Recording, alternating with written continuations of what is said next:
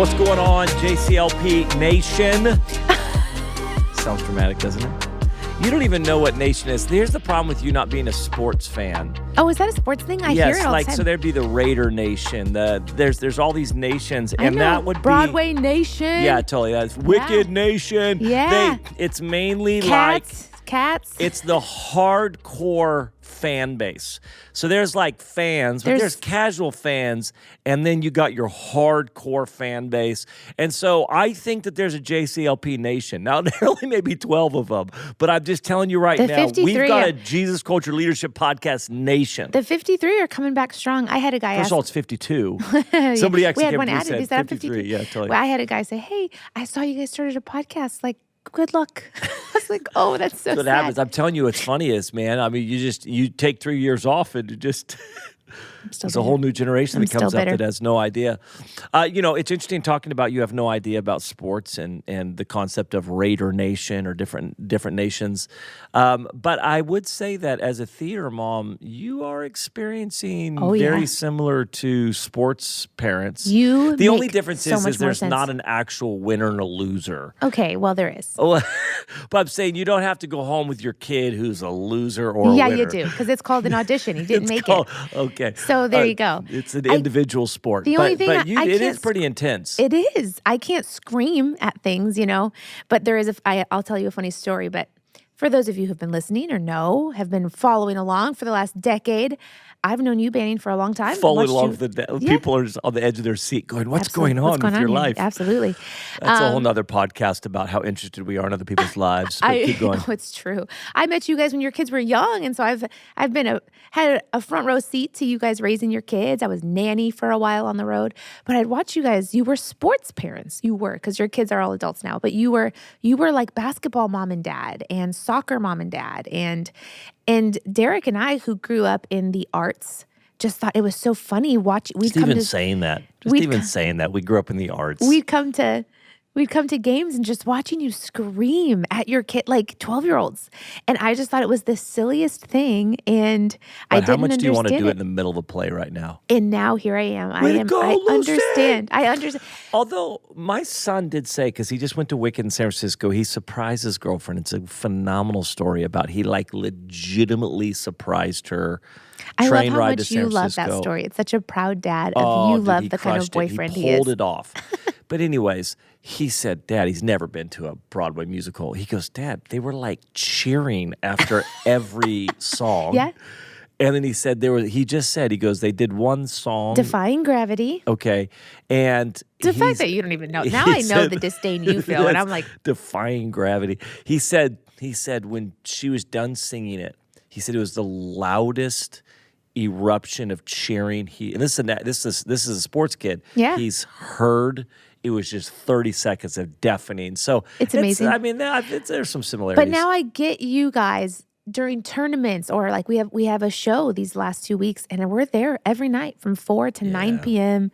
Some people really miss it. I miss games. I miss competition. I miss seeing my kid excel. Yeah. I don't miss all the practices. I don't miss all the. Yeah. It's just my whole life was built around that. Well, welcome to. I guess you're a theater mom. Is that how it works? There is a friend's daughter on staff with us. Her daughter also auditioned for the play that my daughter just auditioned for.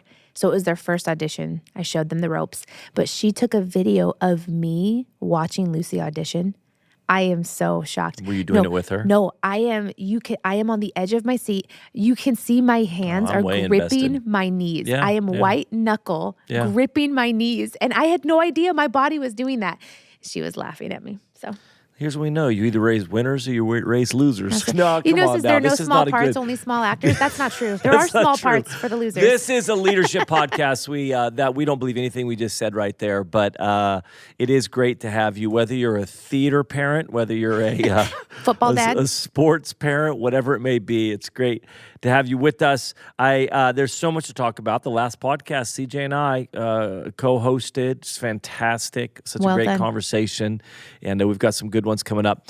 But actually, I'll tell you one thing real quick before we move on. One is, since we've last met, one is, if you want to feel, I posted this on Instagram, but if you want to feel good about your preaching, preach to Brazilians, because they immediately let you know on social media how much they liked your sermon. So I realized this as kind of a words of affirmation guy. I'm like, I'm just going to preach to Brazilians from now on, because they are the best social media encouragers in the world.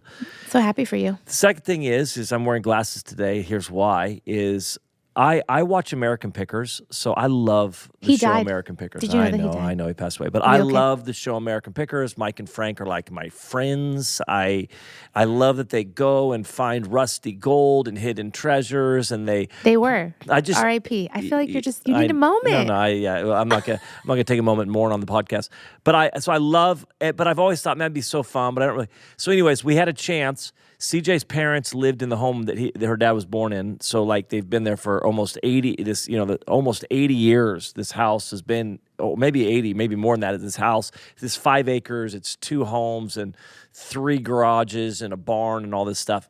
And we moved them. We officially kind of moved them into a new situation, and so we had to take a few days and just go through piles and piles of barn stuff and all that type of stuff. It was weeks. It was a long time. But I was full on like, I'm in my America. I'm going to find this stuff. You're going to find your retirement and plan. All that happened is I just got an eye infection. That's what happened.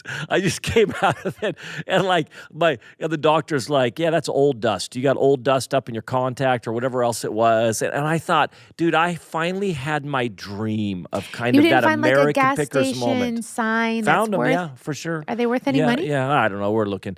But I had my American Pickers moment. I was so excited. I'm happy for you. And I just came away with an eye infection. That's it. Like 5 eye infections and some ulcers or something. Oh I don't even know what it was. gosh. I finally had to go in. So it's not as glamorous as you thought. Well, I don't know if I'm going to be making a TV show out of it. I'll tell you that for sure. Leadership Podcast. We legitimately are here to encourage and walk with leaders. And here was a question I wanted to ask this week, and here's a discussion I wanted to have. Because we say this phrase, we didn't come up with it, but leaders are readers. And I would say more than leaders are readers, the concept is that leaders just have an insatiable hunger to grow. There's just, like, leadership. Ultimately, if you're going to be a strong leader, a healthy leader, you just have to have a hunger to grow. I think biblically, it's where Jesus talks about that childlikeness, like those that are like children, the kingdom belongs to them. It's that concept of just children are so hungry to grow. Mm-hmm. They don't mind asking questions. They just are devouring information and books, and they're growing physically, emotionally, intellectually. And I think the Lord really does love when we just stay in that position. Mm-hmm. I just want to grow. Mm-hmm. I want to grow. I want to grow. So in that, then, ultimately books. Yeah. I guess you can watch a bunch of TED Talks if you'd like, but books, so leaders are readers. I read way more in my 20s and 30s than I think I found myself in my 40s. Why do you think that is? My kid, I don't know, life. My kids got a little bit older. Well, some people are super disciplined, so they're like, I read a book a week and all that. So my strength is not discipline. There are people who are I know. Like that. We need to have one of those guys. They speed read them. I don't think. We need to have one of those guys who would be like try a John Tyson. He's reading one book a week. Oh yeah, because these guys are full on.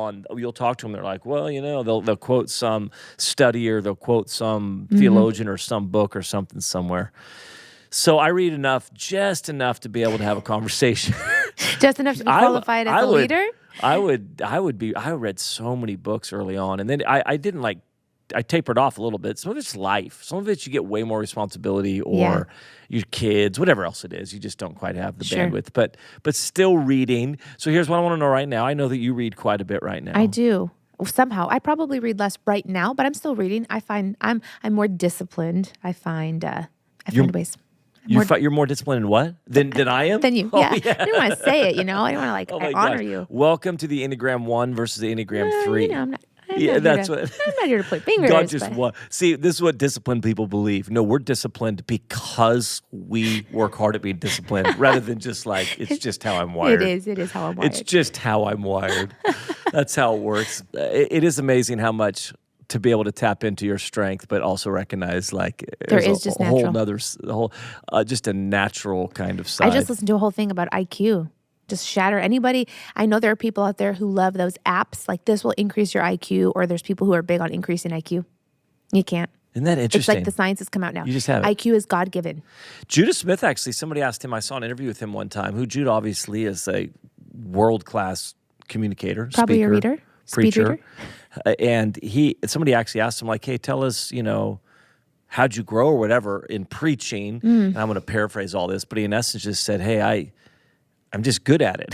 It was just like, I've just been good at it. For sure. I can tell a story. I can communicate. I can do that. So can you grow in that? Yes. Yeah, there's the 10,000 hours concept and mastery for sure. But there's people, I've been thinking a lot about the talents. There's people who've given 5 and there's people who've given 2. And he says according to, what does he say, right? According to the measure that he was giving them. So there are people. I heard Chris Valentin one time. Chris Valentin at Bethel, who was like a mechanic's son. I don't know. He was like, his dad passed away. He was a mechanic and kind of came into ministry, but didn't grow up for it. Where Bill is a 4th generation. It's like, I think 6th or 7th generation. 6th generation preacher. And he was talking about in the early years, not comparing his journey to Bill's. And he said this to us in school of ministry. He goes, Bill was given 5 talents. Yep. And honestly, when he said that, it shifted something for me, realizing, oh, okay, I didn't come from a ministry family, because I'm watching peers who are like Judah's. I'm like, man, you've been groomed for this from an early age, or this is all you know. I say they were raised as royalty. Totally. They were raised in the castle as a prince. But to get that perspective is really good of, oh man, but I can do something with my talents, and to get out of the comparison or woe is me or pity. I'm like, oh man, this is awesome. I was given 2 talents. What am I going to do with those? So I don't know. That's a rabbit trail, but that's okay.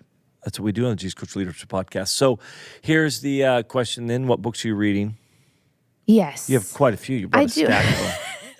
You can't see this, but I did. I brought a few. And the one that I really want to talk about is in my backpack, which is at home. I'm reading. I really hope that there's like Christian romance. Oh in my there. gosh, you're out of your mind. You seem like a Christian romance novel. No, are novel. you kidding me? I've never read a Christian fiction novel in my life. I want to read The Shack. Should I read The Shack? I don't know, like a billion people already have. I know, but like just watch the movie. Is it a movie? Yeah. It was like before I was, it was like before my time. So that still is an allegory, so I'm not sure it counts as Christian romance. But fiction. I want to. Do you know I have not read? I'm about to out myself on the podcast. The Bible? I don't read fiction. I haven't read a fiction book. I'm going to tell you where I just did recently, but I haven't read a fiction book in like since I was, 17, 16. Yeah. Like the minute I started going after God, I was just reading leadership books or biographies or theological books or spiritual formation books. So, but then I took the sabbatical a year ago or so. I had 3.5 months off. And so I thought, I've always wanted to read Star Wars novels. Like, if you really get into the subculture of nerd Star Wars fandom, man. There's canon, there's legends. So I kind of do all this research on canon and legends. Anyways, I read like 9 Star Wars I did not know you did that. 3.5 months. That's awesome. It was actually amazing. It was actually a lot of fun. You should read Dune. You'd probably love Dune, the novel Dune. That's awesome. I'm pegging the geek meter if you can start bringing this stuff up. So what's the books you're reading? So the one I really would love to talk about, I'm reading a book by Jonathan Haidt and another guy. It's called The Coddling of the American Mind. Oh, there you go. Come on It now. is so good. And that was like I don't know if we could talk about Joe Rogan on here, but Joe Rogan. Joe Rogan, never heard of him. Talk about Joe Rogan? Does he have a podcast too? He's 55 at least, listeners. Anyway, I'm reading that book and it's so good. It's one of those books that makes you, I want everybody to read it. And I'm angry about all of it, but then I'm so inspired because we can change it. It's about what's happening in universities and the word of I'm unsafe when opinions are differing, So all of a sudden it's like, I'm unsafe. And he's talking about like, where did we get this word unsafe? And we're saying I'm unsafe when I'm around somebody who disagrees with me. And that this is really starting to this is some of the decline of democracy and what we've established. It's fascinating. How do you not really read those good. books and get hopeless? Oh, I guess Jesus. Are they? But I'm saying, are they filled with hope? I don't know. We'll see. Right now, he keeps alluding to like, hey, here's the answer. Here's the answer. Yeah. Because it is. Yeah, those books that are just doom, yeah, that's not great. Have you, years ago, did you hear that comedian talk about if this generation was to go to war, like World War II? And they were like, I'm sorry, is this gluten-free? Oh, my I have a gosh. shellfish allergy. Have you ever seen that? No, that's funny, the though. whole thing. It's pretty much. So that book's really good. The Coddling of the American Mind is really good. I get good looks on planes when I read that. I'm reading this one. I'm not very far into it, but I'm very excited. It's the Confessions, St. Augustine. And that sounds really esoteric, but it's not. Do you read like multiple books at once? I do. Right now I do. I didn't usually, but so I'll read the Coddling of the American Mind. And then this I'll come to like, and I'll just a little bit at a time. I don't know why I picked this one up, St. Augustine. Oh, because I was reading Pete Gregg's How to Pray. Oh, he'll do it. And Pete just like he'll do it. references all these know. amazing. So he kept referencing actually St. Augustine in his book. And so I have this one. This is a classic. He'll talk about all the early fathers and the monastic. Yes, and totally. exactly. The desert fathers. Yes. And then I listened. Do you do audiobooks? I did my first audio. I don't. First audiobook was something by Henry Nouwen and The Way of the Heart. If I can't underline it, circle it, make notes on it, I don't want to do it. It's good treadmill content. So Nouwen was talking about all those desert fathers. So it led me to St. Augustine. And then the other one I just picked up and I just got it yesterday. I'm excited. It's Preaching by Timothy Keller, Communicating Faith in an Age of Skepticism. And this is one where I've heard people who preach are like, you have to read. It's like a classic staple, Preaching by Timothy Keller. So I don't know. We'll see. We'll see if I start preaching like Tim Keller. I'm consuming a lot of Tim Keller. You have a very Tim Keller vibe. I don't know if I don't know. Very Tim Keller vibe. John Tyson, who was, mentored by Tim Keller.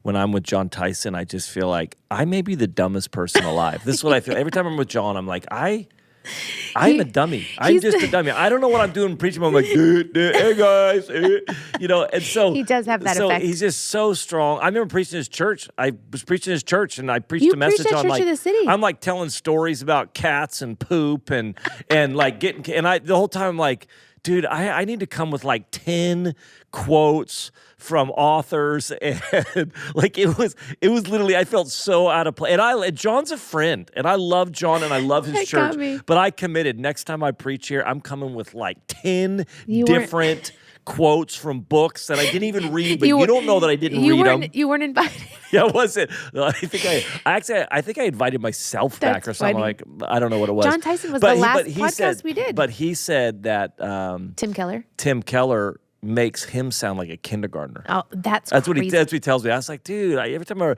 he goes, dude, Tim Keller makes me sound like I'm in kindergarten. So he's sharp. So those are the books that I'm digesting right now. The Confessions by St. Augustine, Preaching by Tim Keller. And then, listen, if you're going to read any of them based on our, I don't know how much influence we have, The Coddling of the American Mind by Jonathan Haidt is good. As long as it comes with hope. We'll see. I guess the verdict is out. I'll let you know. Sometimes those books are helpful, but they kind of leave people in an overwhelmed, kind of like scared, but just... There's not necessarily solutions or a hope with it. If you're leading young people or I had a text message 2 days ago from someone who I'm leading, and in the text message, they were talking about this person that they're having a problem with. And in the text message, Banning, 5 times they say, I'm unsafe around them. I'm unsafe around them. I feel unsafe around them. And had I not read that book, I don't know. I might have been like, you're right. You know what? And it was such good content for me to go, hey, you know what? Let's talk about that word. You have to define this stuff, right? You're not unsafe around that. That person's not threatening to hurt you, but it's the generation being discipled around that word. Yeah. And it's very interesting. So it is very interesting. All right, the books I'm reading, I just read one. I mean, I guess I sometimes read 2, but Dave Patterson, a great friend of ours, phenomenal pastor, Father's 28 house. years, planted Father's House in Vacaville, which is about an hour away from us, is at our pastor's conference that we do every year. Comes and teaches breakout sessions. It's phenomenal. Anyways, I was with him. I don't even know why. I was sitting in a green room with him at his conference. I'd driven over to be there, and so we're sitting there, and I don't know why he brought this up with me, because I'm a relational guy. I like people, but I'm not super relational in that some guys... You're not high nurturing. I'm not high nurturing. There we go. So But I'm sitting there and he goes, you know what book you should read? Oh, if Dave Patterson looks at you and says, you know what book you should read. He just read it. He said, you know a book that really just helped me? He just said that to ease the sting. He said, you know, a book that really helped me that I think would be great for you is How to Know a Person. You talked about this a lot. I think this it's a phenomenal book by David Brooks. How to Know a Person by David Brooks. The Art of Seeing Others Deeply and Being Deeply Seen. And so it's a phenomenal book. It's just the concept that people, long and crave to be seen. How do we best see people? Empathy, connecting to their story, asking questions. It's practical and also very helpful. Really what it does is just continually remind me that you're bad at it. No, I need to. I'm actually phenomenal at asking questions. You are. But like the ability to really listen, like to really be able to listen to people's stories and listen through empathy and things like that. Share the thing about the Japanese culture that you shared with me about that book. Oh, I forgot that right now, but somehow it was like Japanese. They pause. You said on average, they will just, after you share something, on average, they will look at you for 8 seconds That's on average of silence. Because they're processing it. They talk about... We did it. Yeah, totally. 8 seconds is a long time to stop and look at somebody. But it's the concept of, I'm going to allow what you just shared with me to actually, I want to process it. I want to get it in. Just that alone, I was like, and then 8 versus Americans seconds. was like 0.3 or like we don't even. No, we don't. Yeah. In fact, I'm talking before you're done. Like that, not just me, but like I'm probably the worst case for that. But it's like as you're finishing your sentence, I'm already on to my sentence. And they're like, no, they stop and they allow what you just shared to assimilate in. And then it's phenomenal. So is this book Christian or is he no. just like a... He actually, I think, could be a believer, but it's not written as a Christian book. That's awesome. I'll take that. I want to read that. You know what book I should read? You probably should. Hey, so Becky, I'm on the podcast to say, David mentioned that maybe you should read this book. Dave Patterson. Gotta love Dave. So David Brooks, How to Know a Person, The Art of Seeing Others Deeply and Being Deeply Seen. And then a book I just started that I'm, I don't know, a little bit of the way through, that I got sent by, I have a couple people that are way smarter than I am from an intellectual, but also from a cultural standpoint. John Tyson. Yeah, John Tyson's one of them. So I've got a friend who is in the judicial world in Alabama, and he said, hey, you should read this, Life in the Negative World. Okay, well... Confronting Challenges in an Anti-Christian Culture by a guy named Aaron Wren. Life in the Negative World, Confronting Challenges in an Anti-Christian Culture. And he talks about there's three worlds that we've progressed from starting kind of in the 50s to now, which was around how society views Christianity. Positive world, neutral world, negative world. Wow. And he kind of describes how culture got there, the church's interaction and response to those things, what we should be doing now. Because it's the first time in America, in the history of America, that Christianity has been viewed in a negative light. Wow. And so then how does the church respond to that? What do we do? How do we... And he kind of talked about... It's fascinating. I'm assuming he's a sociologist, so it's actually... Is that hopeful? It is actually because, I think it's helpful. Yeah. I think it's helpful sometimes to go like, hey guys, you don't live in Israel, you live in Babylon. I'm talking about allegorically. I think when we constantly think we're calling Israel back to God, prophets that spoke to Israel were different than prophets that spoke to Babylon. Yeah, it's so true. Daniel was living in Babylon, so how Daniel interacted with Babylon is going to be different than the prophets that speak to, the Isaiahs that are talking to Israel. So it does help for that. It does go like, oh, and it's actually, it is full of hope. It's full of like, that's hey, awesome. How can we do that, and what's this look like? And I would say much of Europe is. This is for America. He says this. He goes, listen, I'm just writing for America, but Europe and different countries, they're further down the road even on some of this type of stuff. So I was just reading the UK that the UK now has more people that are atheists than Christians. Wow, they said they're entering an atheist age. Wow. Yeah, but at the same time, here's what's profound: what God's doing in the UK right now. I mean, revival is breaking out in the UK. Yeah. The hunger and the presence and what's happening in churches over there. It's amazing. What's happening amongst young adults in the UK right now is profound. So I think that as things get darker, the light will shine brighter. What's the concept. book? Is it Tipping Point that talks about that? Isn't there a book about the tipping point? Yeah, Malcolm Gladwell. It's a phenomenal book. So anyways, those are the books. So you should be reading. We'd love to hear. Honestly, if you're reading books, let us know. Yeah. Maybe we'll post this Are we clip. going to do shout-outs on the podcast? There's people that are just loving. We can do shout-outs of people. Oh, you mean people that are liking the podcast? Yeah. Yeah, well, listen, I do have... we do have people coming back up, and you know what I need to do? We're going to have to do another one for... I feel so bad about this. I was doing the Banning and Becky podcast because this podcast wasn't going. So I just did a 20-minute every single week. I just did a monologue to the camera real quick, just shared some stuff. Yeah. But when we decided to switch to this, I said, but I didn't say anything. It just kind of was just done. And so people are like, so what's happening with that? What's going on with that? I'm like, sorry. You are. Sorry, a little scattered on the podcast. You are terrible on the podcast.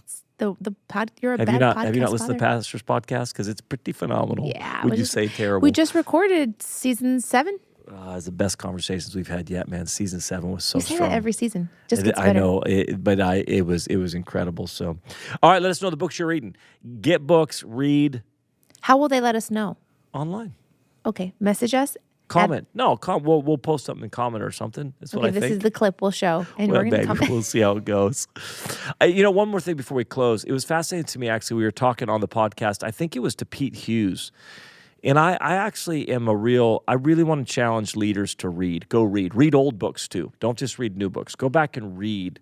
Some of my favorite books are written in the 1800s, yeah. There you go, St. Augustine. But like, go back and read older books. Go back and read books from a long time ago and read different authors and things like that. But it was interesting because I really do love leadership books and corporate books. But it's very interesting. Pete Hughes, he just said a phrase like, many times we're reading those books and we're wanting their values, but we get their culture as well. Yeah, we want corporate values, but we build in corporate culture. Yes, we want corporate values, but with it comes corporate culture.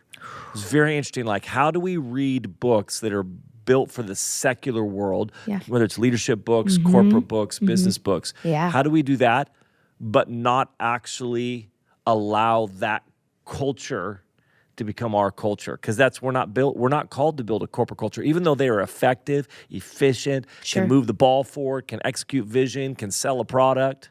We're not selling a product. That's what, we're not building a corporation. That actually that sentence, I just overheard that. And that week, it actually caused me to shift some things we did in our church staff meeting because I thought, I'm guilty of that. I devoured a bunch of corporate content for a while, Jocko, and I read Extreme Ownership and Traction and Gino Wickman. And it was really good, and it got our staff it got our culture to a certain spot, but then I realized some things, and I couldn't quite put my finger on what I was feeling. And then when Pete said that, the Lord spoke to me, and I thought, I think that's a little bit of what happened, and I shifted some things actually just right after that. So Pastor's podcast is awesome. Sometimes people go, what you're doing, that's not going to work. But they're saying that from, it wouldn't work in a corporate setting. Mm-hmm. I'm like, well, this isn't a corporate setting. This is a family setting. This is church. This is, but even that type of language is fascinating because we wrestle a ton with, man, if you don't fire family members. So if we say, hey, we're a family. So I think we've landed on kind of we're a team. A tamily.